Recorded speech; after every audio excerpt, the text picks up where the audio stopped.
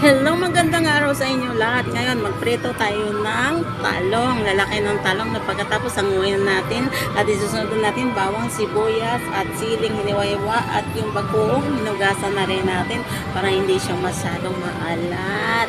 So, ayan na. Halu-haluin lang natin at lagyan natin ng asukal para hindi siya maalat. At siling green na iwa-iwa. At bahala na kayo kung anong gusto niyong pamilya. Basta ako, betchin lang at magic sarap. So ngayon guys, ito na nakahangon na mag-iwa-iwa naman tayo ng pipino at sibuyas at bawang. Tapos lagyan natin ng panimpla para may sausawan na to. At ito na, ready ng lahat. Sugod na buong pamilya. Ayun na, sarap-sarap ng kainan. Sugod na buong pamilya. Ito na guys, napakasarap ng pritong talong at binagoongan nag-isa. So ayan na, napakasulit talaga. Napakasarap. Maraming salamat sa inyong panonood. Huwag niyo kalimutan mag-subscribe, comment, like, and share. Thank you!